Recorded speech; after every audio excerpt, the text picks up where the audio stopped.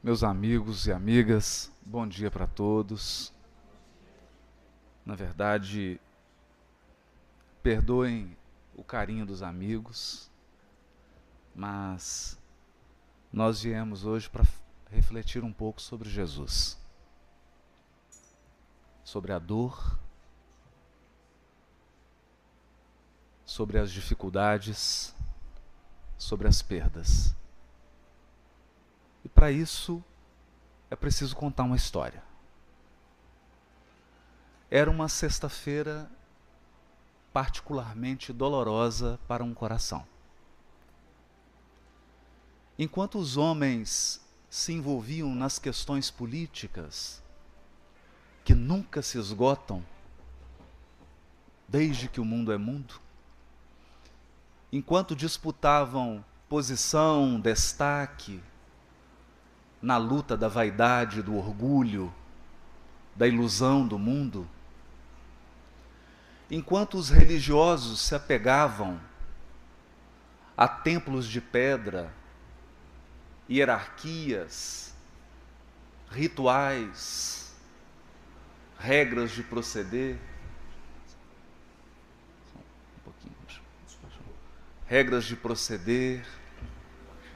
vestes, o que é permitido e o que é proibido, enfim, enquanto as criaturas humanas daquela cidade mergulhavam na vida física e nas ilusões que a vida física proporciona, um coração chamava a atenção naquela tarde. Era um coração de mulher. Um coração de mãe. Ela caminhava por aquelas ruas e a sua expressão dava conta do tamanho da dor e do sofrimento que lhe feria o íntimo. Ela pensava em algumas décadas atrás, quando na intimidade simples da sua casa, naquele ambiente singelo em que seu marido trabalhava aos fundos na sua carpintaria, ela via o seu filhinho caminhando, dando os primeiros passos. Ela o tomava nos braços. Ela lembrou dele crescendo. E como ele enchia a casa de alegria, de esperança. Aquele seu olhar inconfundível. A sua presença marcante, que era capaz de tocar os corações mais endurecidos. Ela lembrou dos primeiros momentos em que ele visitou o templo, ainda jovem, e como ele deixou espantados os mais sábios da época, com a sua palavra simples de fé, de confiança em Deus, com a sua certeza de que no final de tudo, há uma inteligência suprema e um coração supremo dirigindo as nossas vidas. Ela se lembrava do pedido que ele lhe fez, de que ela não buscasse intervir na sua vida para que ele alcançasse posições de destaque, mas que ela confiasse na tarefa que o pai lhe entregara. Lembra-se dele na carpintaria com o pai, trabalhando, ensinando a importância do esforço, do trabalho, da dignidade e da honestidade. Mas as cenas que mais impressionavam o seu coração materno eram aquelas em que ele multiplicara os pães. Em que pessoas cegas voltavam a ver com um simples toque das suas mãos. Pessoas leprosas que já não tinham membros, e bastava um toque seu para que o corpo voltasse a ficar perfeito como antes. E quem não se lembrava do episódio mais dramático ocorrido numa família amiga em Betânia, quando a sua voz poderosa arranca do túmulo Lázaro. A sua memória não era a memória de alguém que via um homem extraordinário e dotado de poderes extraordinários. A sua memória era a memória de mãe. Memória que lembra do cheiro do filho, do calor, do toque da pele, da voz, da presença. E na sua bondade, na sua ternura, era difícil para aquele coração feminino compreender por que seu filho era assassinado na sua presença. Ele que só espalhara consolo, alegria, fé em Deus, confiança, amor, caridade. Ela que vivera a vida inteira no trabalho, na dignidade do lar, era agora chamada a presenciar uma das cenas de maior violência e crueldade da humanidade. Não só prenderam injustamente o seu filho, como se excederam em requintes de crueldade. E o que mais impressionava o seu coração materno, se o seu filho fora capaz de curar cegos, leprosos, paralíticos, por que ele não usara nenhum dos seus poderes para salvar a si mesmo?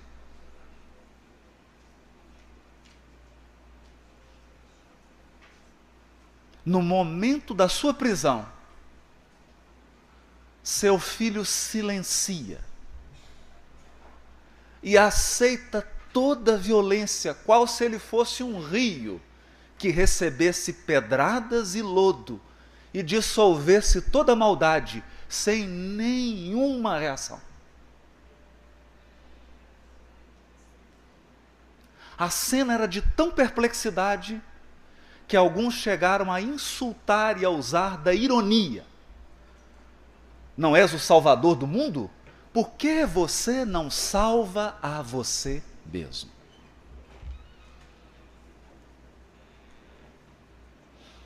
Os apóstolos perplexos. Se ele era um enviado de Deus, por que Deus não o isentava da dor?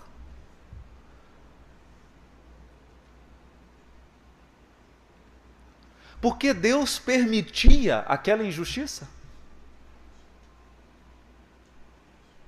Por que Deus permitia aquele sofrimento? E por que Jesus renunciara a usar das suas faculdades de espírito único da terra para aceitar resignado a incompreensão, a intolerância, a violência e a maldade do mundo? Naquela sexta-feira, o vulto mais impressionante era de Maria de Nazaré. A mãe que tinha certeza absoluta da pureza do seu filho e da suprema injustiça que ele vivia.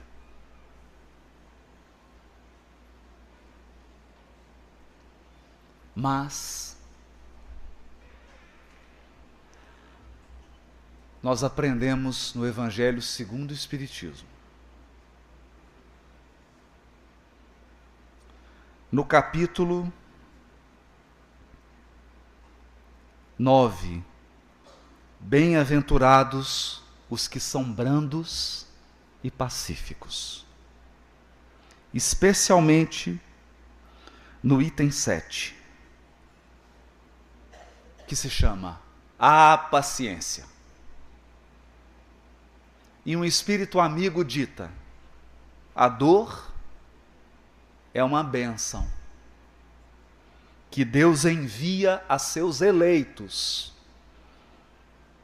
Não vos aflijais, pois, quando sofrerdes, antes, bendizei a Deus, onipotente, que pela dor neste mundo vos marcou para a glória no céu.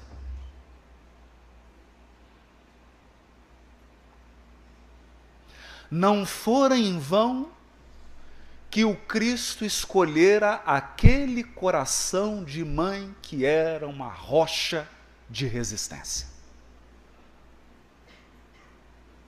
Uma rocha de resignação.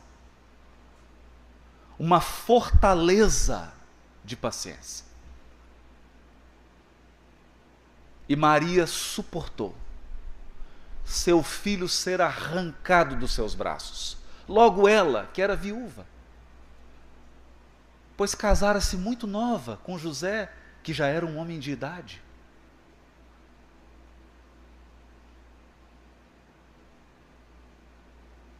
Mas a sua fé, a sua confiança de que por trás de todas as circunstâncias, até mesmo por trás dos nossos erros e dos nossos desatinos, há uma inteligência suprema e uma misericórdia guiando os nossos destinos. Entender? Quem poderia entender?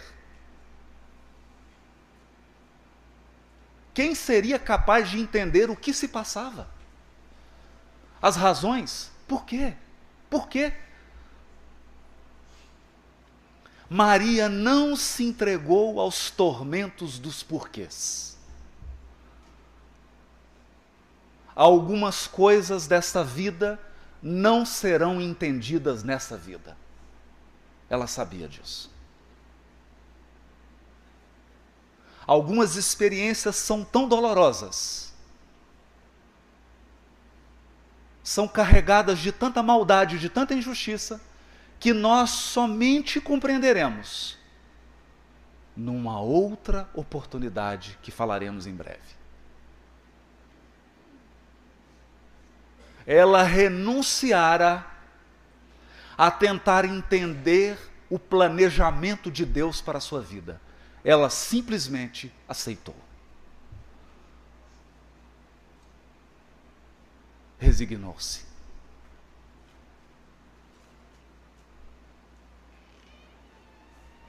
E era comovedor vê-la acolhendo o corpo do seu filho, preparando-se para o enterro,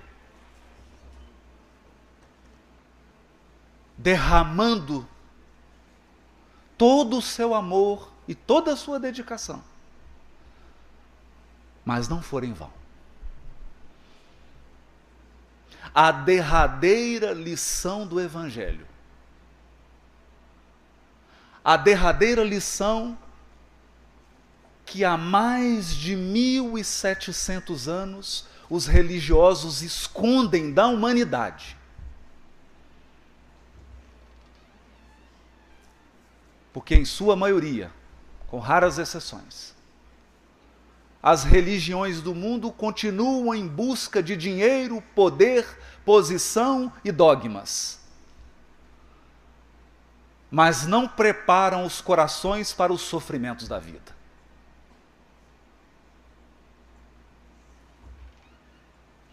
A derradeira lição do Evangelho viria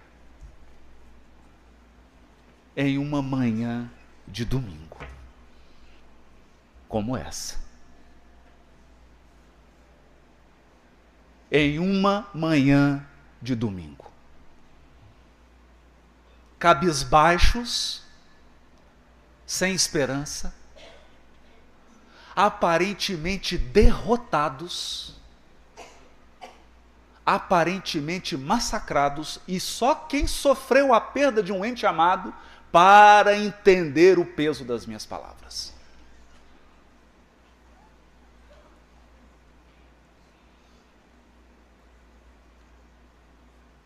É um coração feminino quem vai ao túmulo levar flores, chorar, lembrar. Logo seguida, pela mãe, pelo modelo de mãe. E naquela manhã, a lição derradeira de Jesus para o mundo era a lição da imortalidade da alma. Voltava o Cristo do túmulo, sem cicatrizes, sem lágrimas, sorridente, vitorioso, verdadeiramente vitorioso, cumprindo a sua profecia. Tem de bom ânimo, eu venci o mundo.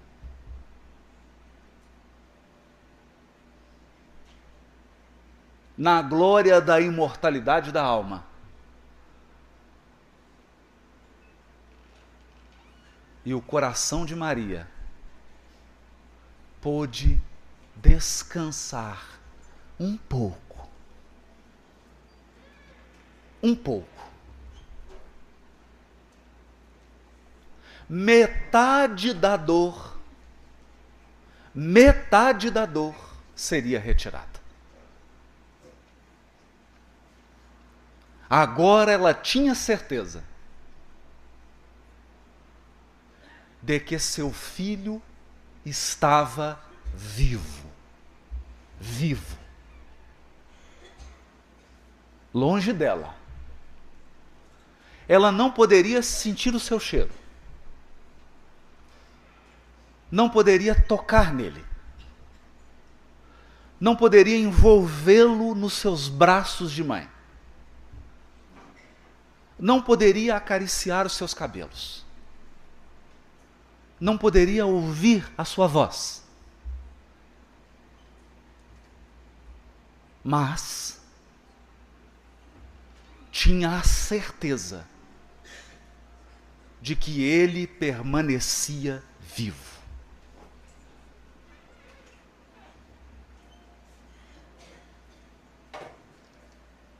Carregando a dor da saudade, carregando a dor da separação, carregando a dor da viagem, a pedido do seu próprio filho na cruz, porque um dos últimos pedidos do Cristo na cruz para a mãe é: não deixe a dor te derrotar.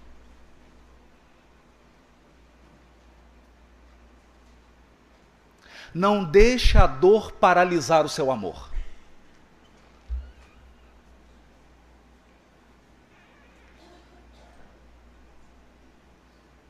Deixa o seu amor fluir por outros canais, Porque o amor, quanto mais se divide, mais se multiplica.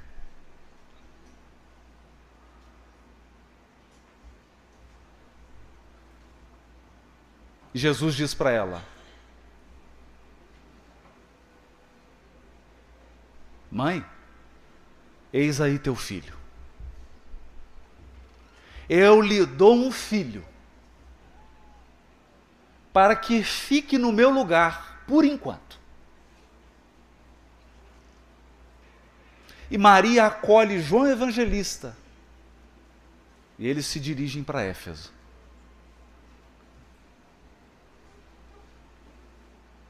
Todos descobrem que a mãezinha de Jesus morava em uma pequena casinha, no alto de um monte, nas proximidades da cidade de Éfeso.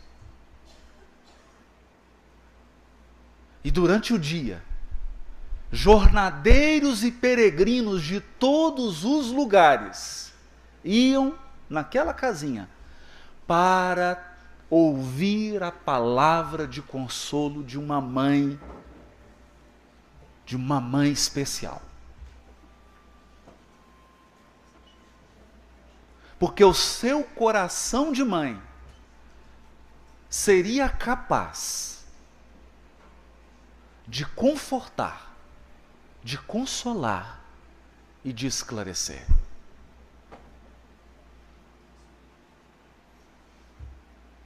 Com o seu espírito amadurecido na dor e na saudade,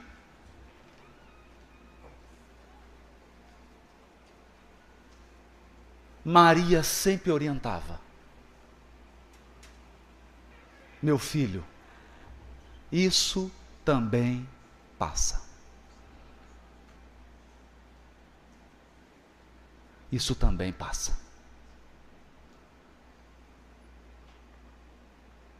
Todas as situações dolorosas, todas as situações de tormento, de desespero, de separação, de saudade, de afastamento dos nossos seres mais queridos, passa. Porque a lei de Deus não é de separação, é de união. A lei divina não é de despedida, é de encontro.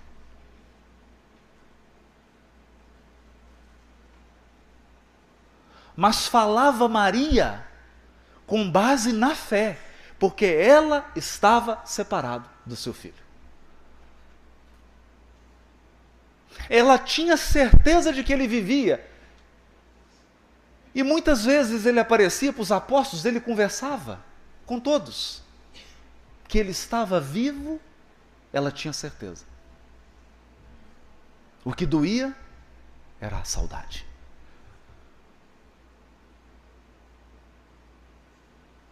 Mas na sua fé gigantesca, ela tinha certeza de que isso também passa.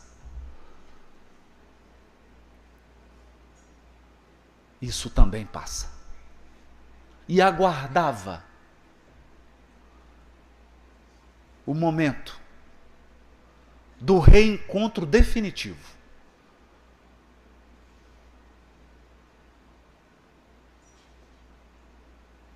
Àquela altura da vida, Maria sabia o que todos nós deveríamos saber. A vida no mundo é uma jornada, é uma peregrinação.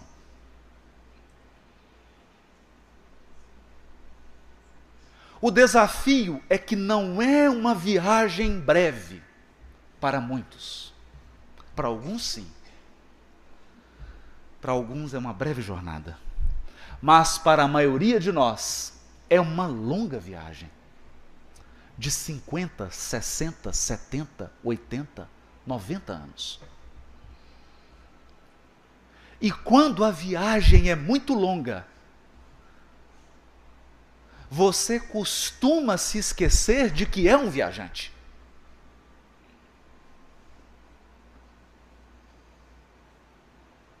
E nós temos a impressão, alguns de nós aqui têm a certeza de que pertence a esse mundo. de que essa é a vida definitiva e derradeira, de que essa é a única vida. Acontece que a nossa casa verdadeira não é aqui.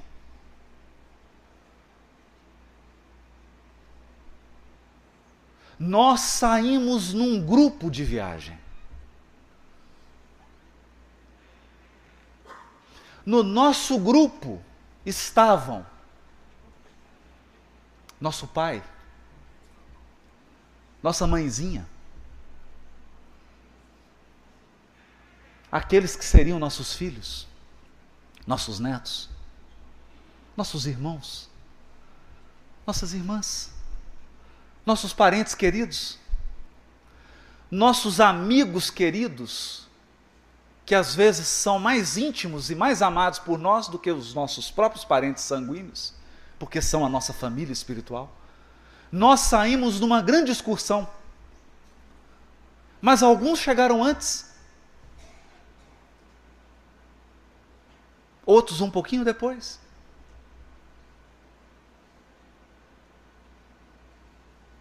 Necessariamente, quem veio antes, não vai antes.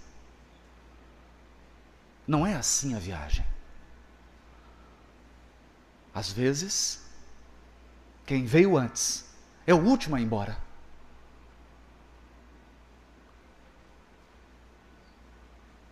Nós não sabemos. Enquanto aqui estamos em viagem, qual do nosso grupo voltará para casa antes de nós?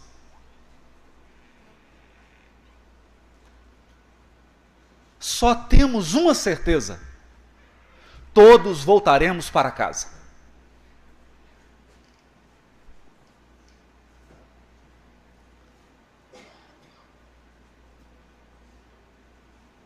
Porque a casa é nosso lugar.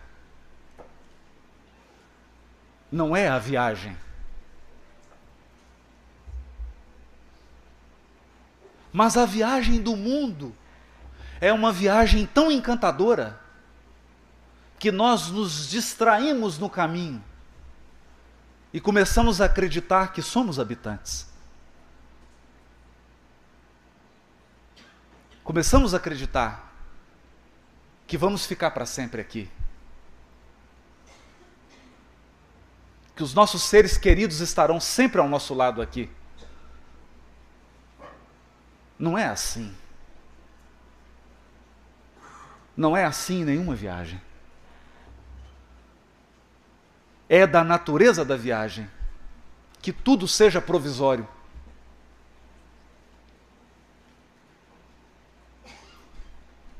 Tudo na viagem tem data para começar e data para acabar.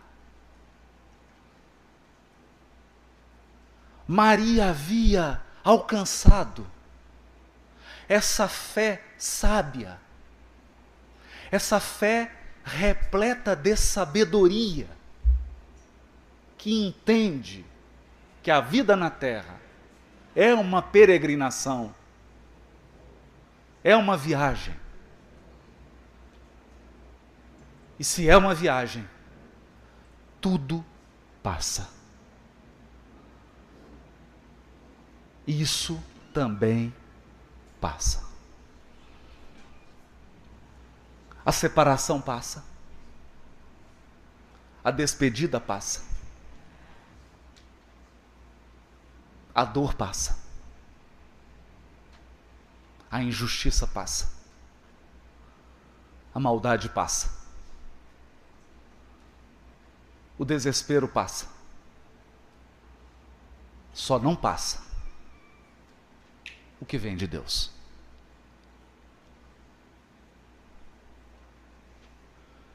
E com base na sua experiência pessoal, porque o evangelho verdadeiro não é evangelho de rituais. O verdadeiro evangelho não é evangelho de templos de pedra, nem de sacerdotes, nem de pregadores. O verdadeiro evangelho é evangelho de vida, de dor, de lágrima, de alegria, de sorriso, de abraço, de amor, de fraternidade, de compaixão, de caridade. A vida de Maria era o evangelho. A sua experiência de perda do filho assassinado era evangelho. E alguns viajavam de longe apenas para ouvir o poder e a força das suas palavras.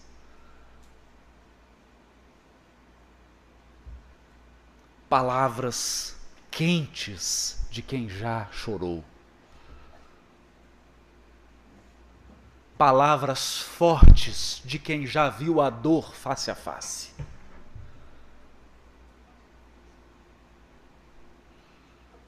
Palavras fervorosas de quem aprendeu a entregar a vida a Deus, sem perder o senso da responsabilidade, sem deixar de cumprir o que lhe compete, o que lhe cabe, mas sabendo que por mais façamos, nunca é suficiente, se Deus não complementar. No fundo, é o auxílio de Deus que resolve em definitivo tudo na nossa vida. Os anos se passaram. E quanto mais se prolongavam os anos, mais certeza Maria tinha da imortalidade da alma. Mais prova ela tinha de que a morte é apenas morte do corpo. Nós somos filhos de um Deus vivo e vamos viver para sempre. No entanto, quanto mais os anos passavam, mais a saudade aumentava.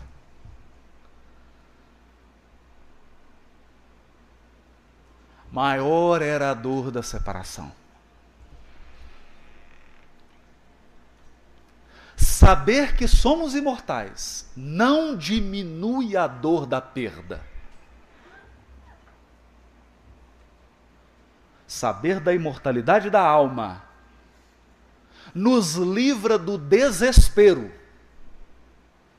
Porque o desespero não é bom para quem sofre.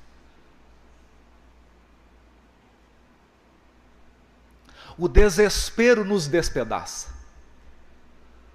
O desespero nos afasta do amor de Deus, que vai encontrando caminhos de nos auxiliar.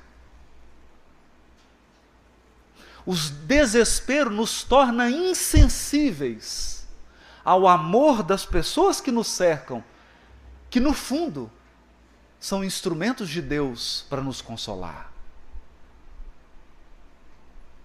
A certeza da imortalidade nos livra do desespero, mas não tira a dor da saudade e a dor do afastamento. É preciso esperar, esperar, esperar, com paciência, a volta para casa, onde todos os corações que se amam vão se reunir de novo. A volta que unirá num abraço todos aqueles que se amam e que caminham juntos eternidade afora. Esperar.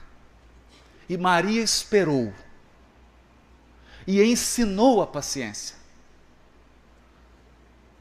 Porque sabia ela que nem sempre a dor é um resgate. No caso dela,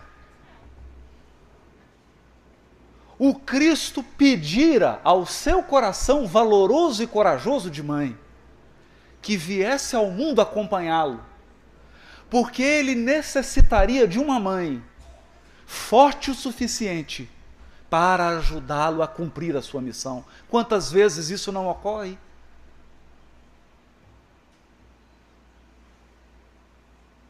Nesse momento em que nos reunimos aqui, muitos espíritos se preparam para voltar à Terra.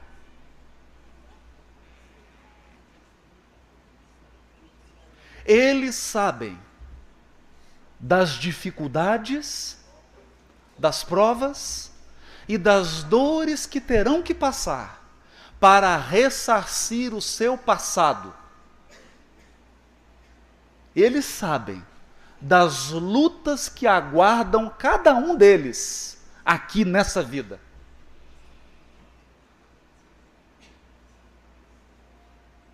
Sabem, alguns, que terão uma morte violenta, que terão uma vida de dificuldade financeira, que terão uma vida de dificuldade afetiva. Sabem alguns que virão com o corpo deformado ou com alguma dificuldade. Sabem. Porque a justiça divina alcança todos os seres. E, no entanto, quando esses espíritos olham para o conjunto de dores que aguardam numa próxima vida, dores necessárias para purificar a sua alma, dores necessárias para libertá-los do mal, eles imploram por um coração de mãe e de pai que possa acolhê-los, que possa recebê-los, que possa ficar com eles por um pouquinho de tempo, até que eles regressem. Não é um pedido simples. Não é um pedido que se faz para um coração imaturo.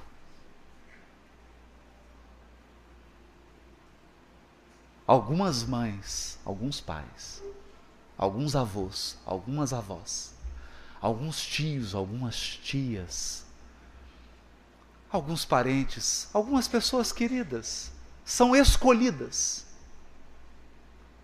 para acompanharem a dor purificadora do outro.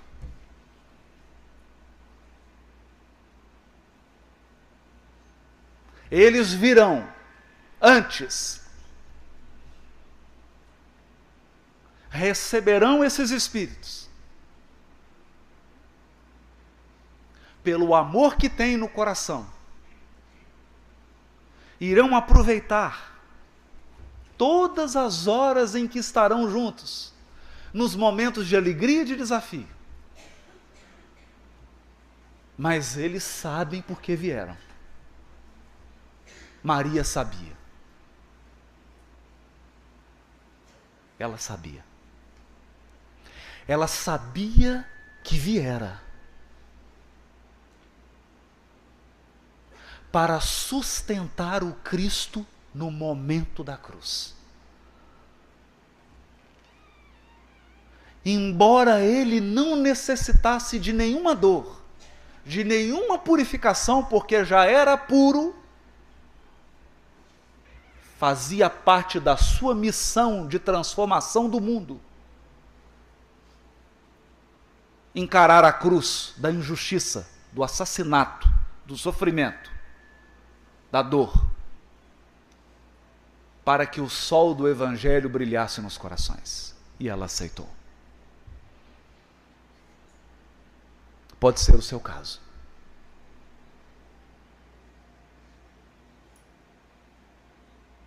Pode ser o seu caso. Pode ser esse o compromisso que você assumiu.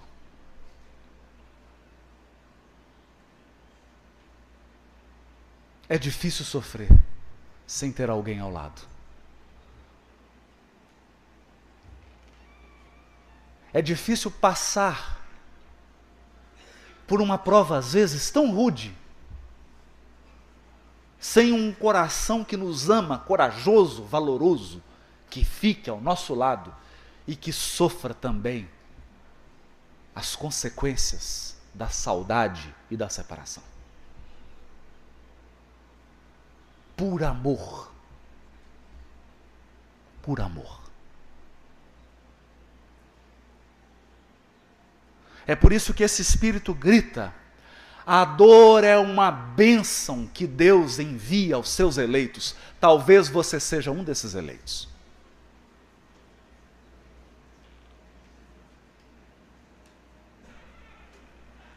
Talvez você tenha sido escolhido para estar ao lado do seu ente querido que já desencarnou e que está vivo.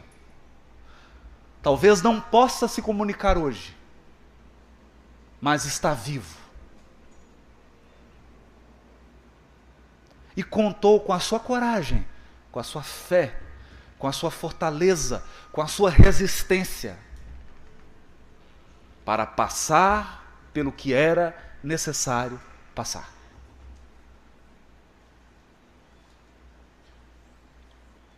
A certeza da imortalidade da alma vai livrar o seu coração do desespero. Você vai erguer a sua fronte.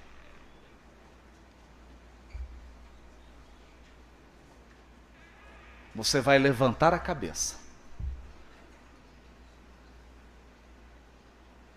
Vai continuar chorando,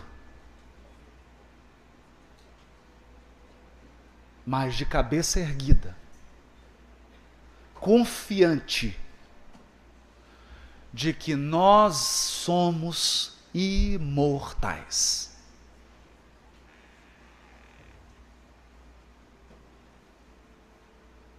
Uma saudade enorme vai crescer no seu peito. A dor da separação vai aumentar a cada ano.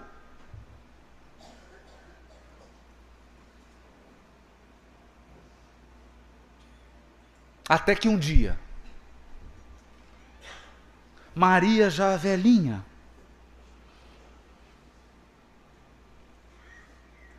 foi tomada naquele dia de uma saudade tremenda. Uma saudade que se acumulou ao longo de muitos anos. Naquele dia em especial, ela podia sentir o cheiro do seu filho Jesus. Ela quase podia ouvir os seus passos de criança caminhando dentro da casa.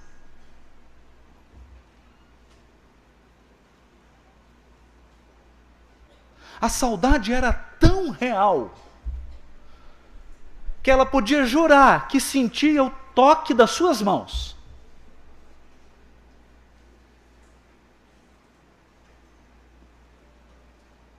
Mas havia uma fila enorme de sofredores.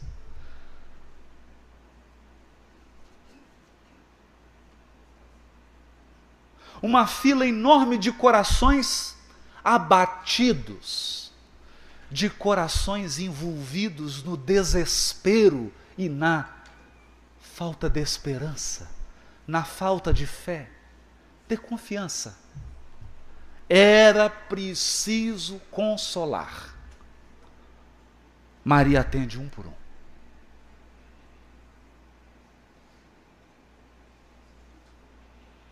Quando ela se deu conta, quando ela atendeu o penúltimo da fila, já era noite.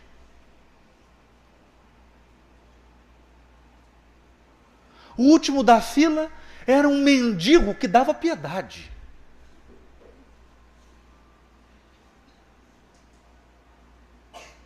parecia um sofredor, vindo de lutas imensas. Ela olhou para aquela figura e se compadeceu tão fortemente.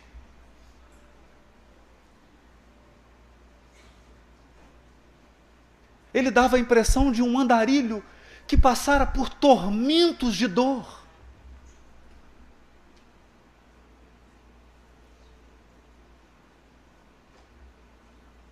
E ela então acolhe aquele último, o último necessitado do dia.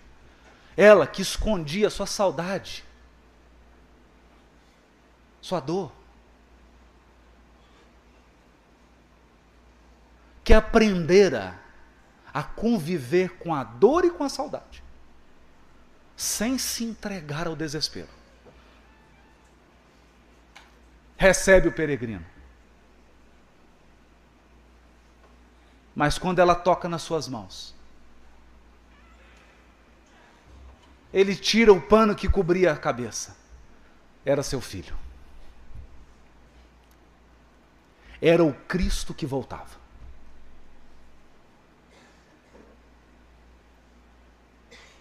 Um misto de emoções fortes e intensas toma conta do seu coração de mãe. Seu primeiro impulso era ajoelhar. Ajoelhar aos pés do Cristo, o Espírito que governa esse mundo. No entanto, ele a impediu.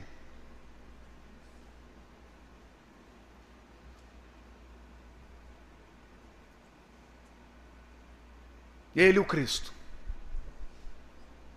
se ajoelha aos pés dela.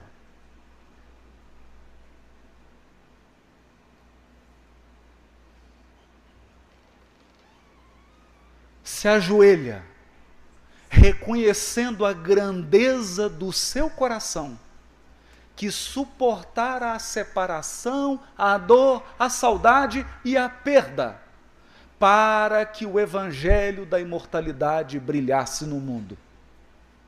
E diz para ela: é da vontade do meu Pai, que no meu reino espiritual, você, mãezinha, seja a rainha.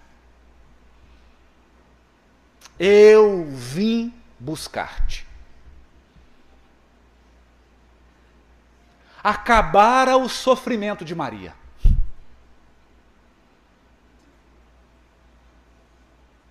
Agora, ela não só tinha certeza da imortalidade, isso ela já tinha. Agora, ela podia de novo abraçar seu filho, tocar suas mãos, sentir o calor da sua voz, seu aroma suave. Ela adormece. Adormece e é cercada por entidades angélicas que vinham reverenciar o coração amoroso que não se entregou ao desespero. Uma das entidades angélicas pergunta para ela: mãezinha, porque a essa altura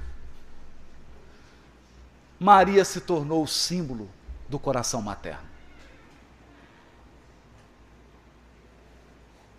O que queres? Diga.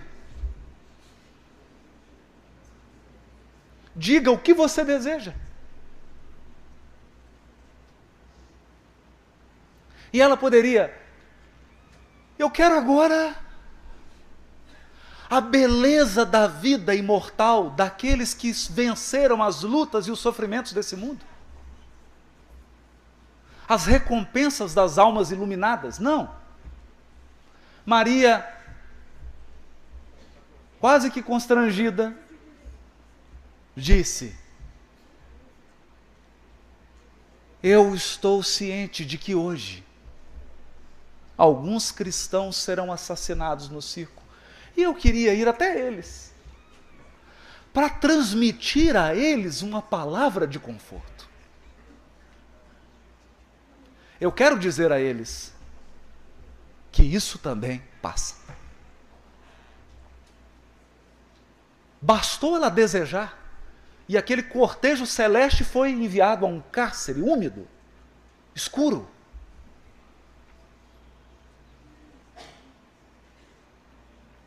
Em que um grupo de cristãos se preparavam para mais um espetáculo de violência no mundo. E uma moça particularmente chama a atenção de Maria. Ela estava magra, triste. Lembrava um coração que fora dominado pelo desespero. Maria então se aproxima dela, envolve-a com um abraço de mãe e diz: minha filha, isso também passa. Canta, minha filha. Canta. Coragem. Tomada de uma força que ela não saberia explicar, essa moça canta. Os cristãos entram cantando, morrem cantando, e mal sabiam eles, todos seriam recebidos por Maria de Nazaré. E aquele cortejo vai, 2000 anos se passam, e aqui estamos nós, mergulhados no sofrimento, na dor, na saudade, na angústia da separação.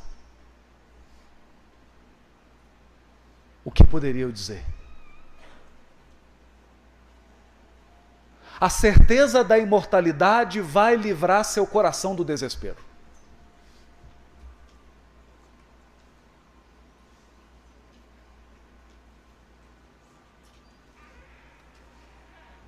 A saudade vai aumentar. A dor da separação vai aumentar.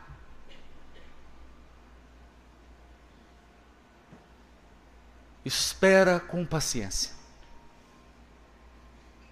o dia determinado por Deus, em que nós voltaremos ao nosso verdadeiro lar, a nossa verdadeira pátria, o mundo espiritual. E lá, aí sim,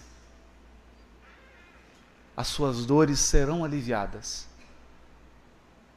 porque você se reunirá mais uma vez aos corações que te amam e que você ama.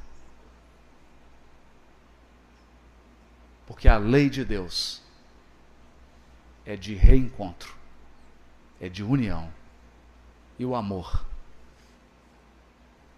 é a força tão poderosa que a separação passageira não é capaz de destruir. Erguendo a cabeça, confiando em Deus. Talvez não seja possível entender agora. Um dia entenderemos. Mais importante que entender é aceitar que Jesus e Maria,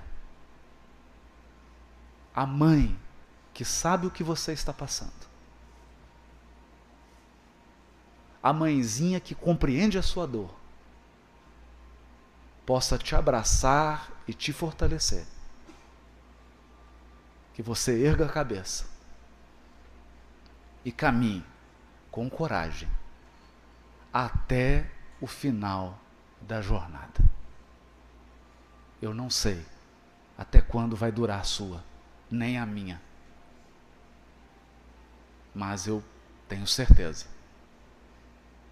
nós vamos nos reencontrar. Até breve. Muito obrigado.